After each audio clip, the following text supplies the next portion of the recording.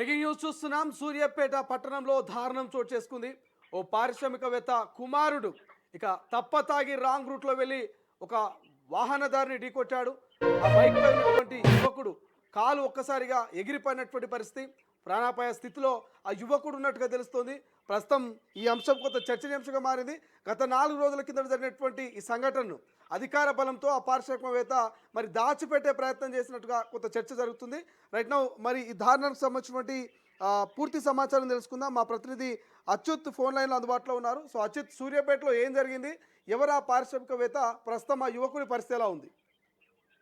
Right Srisailam కూడా సూర్యాపేట జిల్లాలో 2వ తారీఖు నాడు అర్ధరాత్రి ఘోర రోడ్డు ప్రమాదం చోటు చేసుకుంది. ఎవరైతే అర్వపల్లి మండలం తిమ్మాపురం గ్రామానికి చెందిన ఎస్కే అక్బర్ పాషా, ఇతను హైదరాబాద్ లో జీవనోపాధి ఉద్యోగం చేసుకుంటూ ఇంటి దగ్గర ఉన్నటువంటి అమ్మానాలను చూసుకుంటూ ఉంటున్న క్రమంలో కూడా ఆ రోజు 2వ తారీఖు బస్సు దిగి వెళ్తున్న క్రమంలో ఈ సూర్యాపేట జనగామ సూర్యాపేట రహదారిపై మద్యం మత్తులో రాంగ్ రూట్ లో అతివేగంగా వచ్చిన ఆ వాహనం ఏదైతే కారు ఉందో కారులో కూడా మొత్తం 4 వ్యక్తులు ఉన్నారు. మొత్తం కూడా ఆ పలుకుబడి ఉన్న వ్యక్తులు, ధనిక సామాజిక వర్గం చెందిన వాళ్ళు ఉన్నారని తెలుస్తుంది. వాళ్ళు ఒక్కసారిగా ఈ భాషను ఢీ కొట్టడంతో కూడా మొత్తం అతనికి యాక్సిడెంట్ అయింది. అతను మనం విజువల్లో కూడా చూస్తున్నాం. అతని కుడికాలు మొత్తం ఏదైతే మోకాలు పైకి వరకు కూడా ఇరికి పక్కన పడిపోయినటువంటి పరిస్థితి కనపడుతుంది. మొత్తం ఏమంటే అవుతున్న హైదరాబాద్ హాస్పిటల్ తరలించి కూడా చికిత్స అందిస్తున్నాం. కానీ 4 రోజులు అయింది. 4 రోజులు అయిన తర్వాత ఎప్పుడైతే ఈ యాక్సిడెంట్ కాగానే పోలీసులు సంఘటన స్థలానికి వచ్చారు. వచ్చిన తర్వాత అప్పటికే అక్కడ కారు ఉంది. కారుని మాత్రము సీజ్ చేశారు. కానీ అందులో ఉన్నటువంటి 4 వ్యక్తులు మాత్రము అక్కడ నుంచి పరారైన తర్వాత ఇక్కడ నుంచి కూడా ఎవరినైతే ఈ 4 వ్యక్తులను కాపాడని ఇటు పొలిటికల్ విధంగా కాదు, అదేవిధంగా పలుకుబడి ఉన్న ఆ నేతలు కాబట్టి ఈ 4 వ్యక్తులు ఎవరైతే ఉన్నారో వీళ్ళని కాపాడడానికి కూడా సర్వశక్తులు పోరాడినటువంటి పరిస్థితి కనపడుతుంది. 4 రోజుల నుంచి కూడా బయటికి ఎలాంటి సమాచారం రాకుండా కూడా చూసుకున్నటువంటి పరిస్థితి కనపడుతుంది. ఇటు బాధిత కుటుంబం మాత్రము అక్కడ హైదరాబాద్ లో ఉస్మానియా ఆసుపత్రిలో చికిత్స కొరకు మొత్తం కుటుంబం మొత్తం అక్కడ ఉన్నటువంటి పరిస్థితి. కానీ ఇక్కడ ఇంత ప్రమాదం జరిగితే పోలీసు అధికారులు అతని కంప్లైంట్ తీసుకోలేదు. ఆ కారు ఎవరిది, ఆ కారు మీద ఎంక్వైరీ చేయలేదు. ప్రమాదం ఏ విధంగా జరిగింది, మొత్తం సీసీ ఫుటేజ్ ఉంటుంది. ఇంతవరకు కూడా సీసీ ఫుటేజ్ కూడా తీసుకోకుండా కూడా మొత్తం కూడా ఎవరైతే అందులో ఉన్న 4 వ్యక్తులను కాపాడాలన్న ఉద్దేశంతో కూడా ఈ వ్యవహారం మొత్తం కూడా 4 రోజుల పరిస్థితి కనపడింది. ఎవరైతే ఈ వ్యవహారం మొత్తం కూడా రాత్రి వెలుగులోకి వచ్చిన తర్వాత ఒక్కసారి కూడా ఆ పోలీస్ శాఖలు కూడా ప్రకంపనలు మొదలయ్యాయని కూడా చెప్తున్న పరిస్థితి కూడా పోలీసులు కేసు నమోదు చేసుకున్నామని చెప్తున్నారు తప్ప ఇంతవరకు కూడా ఎఫ్ఐఆర్ అయిందా అనేది కూడా బయటికి రాలేని పరిస్థితి. అంటే ఇక్కడ బాధిత భాష మాత్రము జీవనోపాధి కోల్పోయి మంచానికే పరిమితమైనటువంటి పరిస్థితి. ఇక అతను లేవలేడు, బయటికి పని చేసుకోలేడు, తల్లిదండ్రులను కూడా పోషించుకోలేని పరిస్థితి. అంటే అక్కడ కుటుంబ సభ్యులు మాత్రము కన్నీరుమున్నీరుగా అక్కడ విలపిస్తున్న పరిస్థితి. ముఖ్యంగా కూడా దీనికి సంబంధించి అధికారులు ఎందుకు వీళ్ళను ఆ కేసు అయినా కూడా ఎందుకు పిలవట్లేదు అనేది ఒక చర్చ మాత్రము సూర్యాపేటలో వ్యాప్తంగా ఆ చర్చనీయంగా మార్చింది. అంటే ఎవరైతే ధనికులు ఉంటారో పలుకుబడి ఉన్న వాళ్ళని రక్షించాలన్న ఉద్దేశంతో ఈ వ్యవహారం మొత్తం కూడా నడుస్తుందని కూడా ఆ చర్చ మాత్రం సూర్యాపేటలో కూడా జోరుగా సాగుతున్న పరిస్థితి కనబడి పోలీసులు మాత్రం మేము కేసు రిజిస్టర్ చేశామని గురించి చెప్తున్న పరిస్థితి కనబడి మొత్తానికైతే మొత్తం కూడా ఈ వ్యవహారాన్ని బయటికి రాకుండా మొత్తం కూడా కప్పిపెట్టడానికి మాత్రం ఇక్కడ పోలీసు అధికారులు మాత్రం తీవ్ర ప్రయత్నం చేస్తున్న కనపడుతుంది. Right, thank you Achyut, thanks for update. ఇది ఓవరాల్గా సూర్యాపేటలో జరిగినటువంటి యాక్సిడెంట్కి సంబంధించి ఒక్కొక్కటిగా అసలు నిజాలు బయటకు వస్తూ ఉన్నాయి. సూర్యాపేటలో ఏదైతే కారు సంబంధించి ఆ కారు ఒక పారిశ్రామికవేత్తకు సంబంధించినటువంటి కుమారుడు, దాంతో పాటు 2-3 స్నేహితులు ఆ కారులో ఉన్నారు. మధ్య మత్తులో రాంగ్ రూట్లో వెళ్ళి ఎదురుగా అవతల వేలో వస్తున్నటువంటి ఒక వాహనాన్ని, అంటే ఒక 2 వీలర్లు పైన వస్తున్నటువంటి యువకుడికి వాళ్ళు తప్పతాగి యాక్సిడెంట్ చేసినట్టు తెలుస్తుంది. ప్రధానంగా మరి ఈ దారుణంలో అతని కాలు అక్కడికక్కడే ఎగిరి పడిపోయింది. అతను చాలా నిరుపేద కుటుంబానికి చెందినటువంటి వ్యక్తిగా తెలుస్తోంది. హైదరాబాద్లో ఆయన వర్క్ చేసుకున్నట్టుగా కూడా కొంత సమాచారం అంతా ఉంది. బట్ ఇప్పుడు ఆయన కాలు విరగడంతో, ఆ యువకుడి కాలు విరగడంతో మరి భవిష్యత్తు ఏంటి, అసలు ఆయన భవిష్యత్తులో ఎలా బ్రతుకుతాడు, ఎలా జీవనోపాధి మరి ఎట్లా ఉంటుంది, ఆ ఫ్యామిలీని ఎవరు పోషిస్తారనేటువంటి ప్రశ్నలు వెలువెళ్తున్నటువంటి వేళ. బట్ తొలి వెలుగు మరి ఎవరైతే ఆ బాధితుడున్నాడో, ఎవరైతే దారుణంగా మరి యాక్సిడెంట్కి గురైనటువంటి ఎస్కే అక్బర్ పాషాగా ఉన్నారో, అక్బర్ పాషా ఆ కుటుంబ సభ్యులతో కూడా తొలి వెలుగు మాట్లాడేటువంటి ప్రయత్నం చేసింది. సో మాట్లాడే ప్రయత్నం చేస్తే ఆ కుటుంబ సభ్యులు కూడా చెప్తా ఉన్నారు క్లియర్‌గా.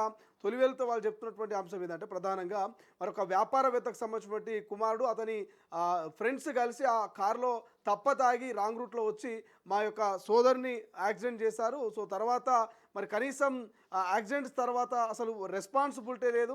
మరి ఆ వాహనాన్ని నడిపింది ఒక పారిశ్రామికవేత్త కొడుకైతే బట్ తెల్లారి సీన్ అంతా మారిపోయింది. తెల్లారి ఒక డ్రైవర్ వచ్చి ఆ కారును నడిపింది నేనే, ఆ కారులో నేను ఒక్కనే ఉన్నానంటూ కూడా పోలీసుల ముందు ఆయన వాగ్మూలం ఇచ్చినట్టుగా కొంత తెలుస్తూ ఉంది. సో ఈ నేపథ్యంలో అక్కడ ఉన్నటువంటి లోకల్లో ఉన్నటువంటి అధికారంతో మరి ఆ పారిశ్రామికవేత్త తన కుమారుడి స్నేహితులను తప్పించే ప్రయత్నం చేస్తున్నారనే ఒక చర్చ కూడా బలంగా వినిపిస్తుంది. ఆ కుటుంబ సభ్యులు సైతం అదే ఆరోపణ చేస్తున్నారు.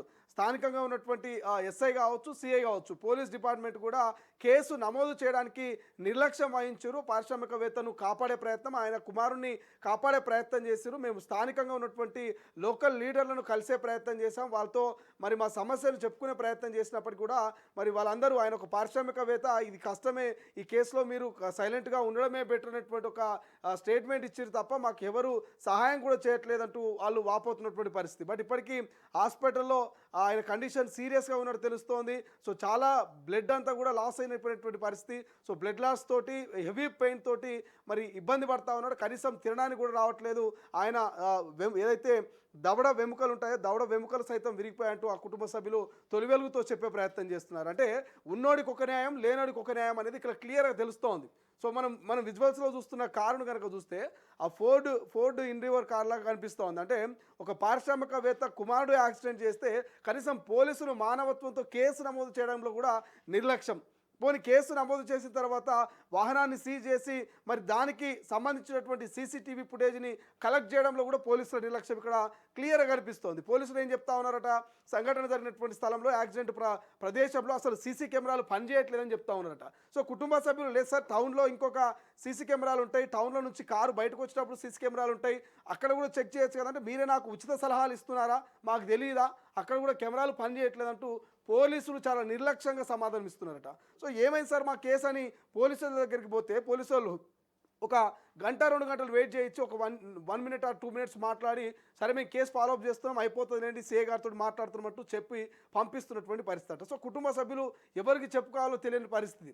కుటుంబంలో పనిచేసే యువకుడేమో కాలు పూర్తిగా నుజ్జు అయిపోయి హాస్పిటల్ బెడ్ మీద పడ్డాడు. యాక్సిడెంట్ చేసిన వ్యక్తి కనీసం మానవత్వంతో మరి ఏదైనా ఆర్థిక సాయం చేస్తాడా, ఏదైనా పరామర్శిస్తాడా అంటే కనీసం యాక్సిడెంట్ చేసిన వ్యక్తి పరామర్శించే ప్రయత్నం కూడా చేయట్లేదు. మీరు కేసు పెట్టుకున్నారు కదా, పెట్టుకోండి, నా కార్కి ఇన్సూరెన్స్ ఉంది, ఆ తర్వాత చూసుకుందాం, ఇప్పుడు నేను ఏం మాట్లాడానని చెప్పేసి కాల్ కట్ చేస్తున్నటువంటి సిచ్యువేషన్ అట. బట్ పోలీసులు మాత్రం మరి ఎవరు యాక్సిడెంట్ చేశారు, ఆ కారులో ఎంతమంది ప్రయాణించారు, ఆ కారు ఎక్కడి నుంచి వచ్చింది, వాళ్ళు తాగి డ్రైవింగ్ చేశారా, తాగకుండా డ్రైవింగ్ చేశారా, ఆ కారులో ఉన్నది మేజర్లా మైనర్లా, ఇటువంటి ఏ సమాచారం కూడా బయటికి వెళ్ళినటువంటి పరిస్థితి. 1వ తారీఖు 2వ తారీఖు అంటే 2వ తారీఖు జరిగినటువంటి ఈ సంఘటనకు సంబంధించి దాదాపు 4-5 రోజుల పాటు మరి ఎవరికి తెలియకుండా దీన్ని సమాధి చేసే ప్రయత్నం చేసిన ఈ సమస్యలను కూడా ఇప్పటికే చర్చ జరుగుతుందంట. పలుకుబడి ఉంటే ఏదైనా చేయొచ్చా, వాళ్ళు చెప్తా ఉన్నారు. లోకల్లో ఉన్నటువంటి మందుల సామెల్లో, లేకపోతే లోకల్ తుంగతుర్తి ఎమ్మెల్యే మందుల సామెల్లో, లేకపోతే అక్కడ ఉన్నటువంటి స్థానిక కాంగ్రెస్ నేతల్ని కలిసే ప్రయత్నం చేద్దామన్నా కూడా కింది స్థాయి కార్యకర్తలు, కింది స్థాయి నాయకులు ఎమ్మెల్యేనో ఎంపీనో కలవనీయకుండా అక్కడ దాకా మీరు పోయినా మీ సమస్య నెరవేరదు. ఆయన ఒక పారిశ్రామికవేత్త, ఆయన కుమారుడు మరి యాక్సిడెంట్ చేసింది కాబట్టి ఈ కేసు మరి ఎవరు పట్టించుకోరంటూ వాళ్ళను చెప్తున్నటువంటి పరిస్థితి, భయభ్రాంతులకు గురి చేస్తున్నటువంటి సిచ్యువేషన్ ఉన్నదట. సో ఆ కుటుంబ సభ్యులు చెప్తా ఉన్నారు. చూద్దాం మరి ఈ కేసు ఎక్కడ దాకా పోతుంది, ఆ పారిశ్రామికవేత్త మరి నిజంగా బయటికి వస్తాడా, మరి యాక్సిడెంట్కి సంబంధించిన పూర్తి సీసీటీవీ ఫుటేజ్ని మరి నిజాల్ని పోలీసులు నిగ్గు తేలుస్తారా, ఆ పేదోడికి న్యాయం జరుగుతుందా లేదా, ఏం జరగబోతుందో చూద్దాం. ఇప్పటికైతే ఈ సీసీటీవీ ఫుటేజ్ లేకున్నప్పటికీ ఆ యాక్సిడెంట్కి సంబంధించినటువంటి విజువల్స్, ఆ యువకుడి కాలు విరిగిన తీరంతా కూడా మరి సోషల్ మీడియాలో వైరల్గా మారుతోంది. ఇప్పటికే అనేక కథనాలు వస్తూ ఉన్నాయి. మరి కథనాలకు అధికారులైనా స్పందిస్తారా, దీని మీద స్థానిక ఎమ్మెల్యేలైనా స్పందిస్తారా, బాధిత కుటుంబానికి న్యాయం చేస్తాడా లేదా చూడాల్సిన అవసరం ఉంది.